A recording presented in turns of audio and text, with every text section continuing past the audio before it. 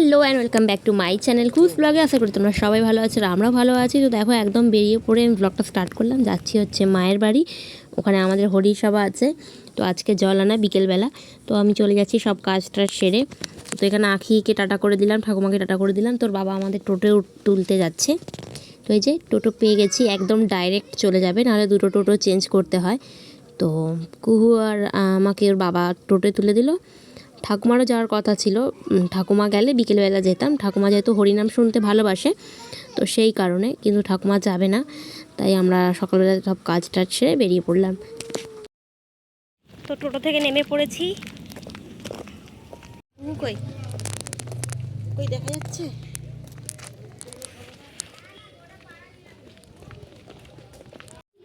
তো চলে এসেছি মায়ের বাড়ি, এসে ড্রেস চেঞ্জ করে নিয়েছি, আর মা একটু গেছে বাইরে। তো চলো, খুব গরম, একটু রেস্ট নিই বসে। আর আজকে জল আনতে যাবো সন্ধ্যেবেলা। তো কি কি আছে না আছে তোমরা পুরো ব্লগটা দেখে জানতে পারো, তোমরা দেখতে থাকো। তো কুহুর দিদার বাড়ি এসে কুহু স্নান হয়ে গেছে। আর আজকে কুহু কিসে করে স্নান করেছো? জোরে বলো। খামলায় বসে স্নান করেছে, তাই তো? আর আমাদের যেহেতু এখন হরিসভা চলছে, আমাদের বাড়িতে 4 দিন নিরামিষ, সোমবার থেকে পড়েছে। তো আমরা তো এলাম বুধবার, তো আজকেও নিরামিষ খেতে হবে কুহুকে, আর কালকেও নিরামিষ খেতে হবে কুহুকে, মানে মাছ ডিম কিছু পাবে না কুহু, শুধু ভাত খেতে হবে, শুধু ভাত খেতে হবে। সেই শুক্রবারে কুহু মাছ পাবে। এই একদিন এসে গেছে। এটা কে বলো? যারা যারা আমার ব্লগ দেখো সে বলো এটা কে হয়। চলো এবার কুহুকে খাওয়ার টাইম। কুহুর মাসির বাড়ি থেকে এসেছে টকের ডাল, আর ওর দিদা কি রান্না করেছে দেখি, দিয়ে ওকে খাওয়াই। চলো তো দেখতে থাকো তোমরা, যে বিকেলে জল আনতে যাবো। তো এই যে আমি রেডি, এখন বাজে বেলা 4:30 মতো, জল আনতে যাব সেই কারণে। তো আমার সঙ্গে যে দিদিরা যাবে, তো তার মেয়েকে পাঠিয়েছিল ডাক্তার। এই যে আমার মায়েদের মুরগি। তো বেরিয়ে পড়লাম, কুহু গেছে দিদির বাড়ি, ওর সাথে দেখা করে বেরোবো। তো চলে এলাম দিদির বাড়ি। এই যে, তো দিদি ভাড়া বাড়িতে থাকে।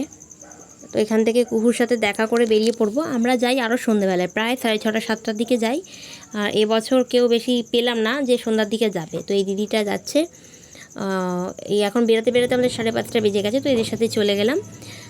তো টোটো দুটো চেঞ্জ করে নেমে পড়েছিলাম শালকিয়া থেকে হেঁটে আমরা চলে গেছিলাম বাদাঘাট।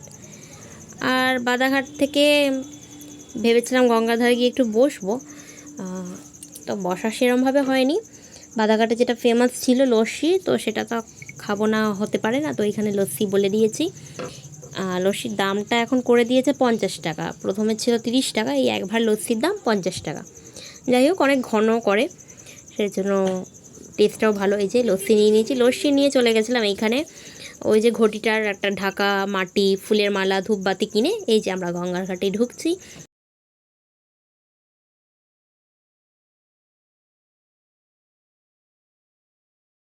তো এই যে সন্ধ্যাবেলার গঙ্গা, শান্ত শীতল পরিবেশ।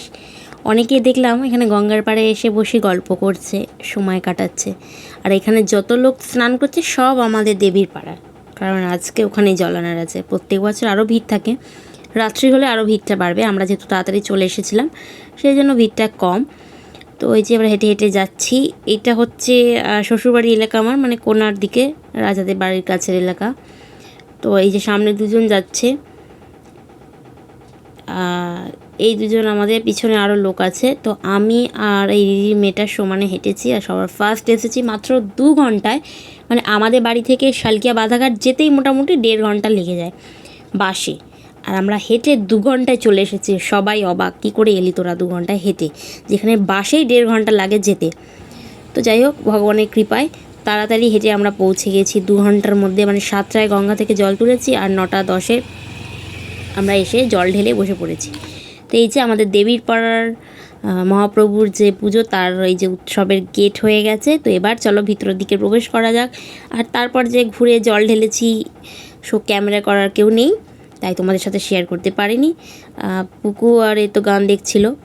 তো এই যে এ আর আমি তাড়াতাড়ি হেঁটে 2 ঘন্টায় চলে এসেছি, আর এর মারা এখনও পিছনে রয়েছে।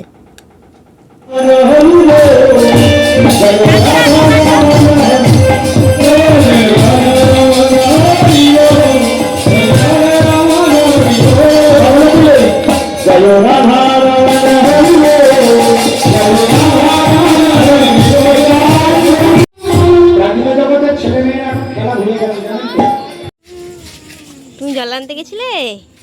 দেখি এত বড় ঘরটা আনতে পারলে? চলো চলো। জল আছে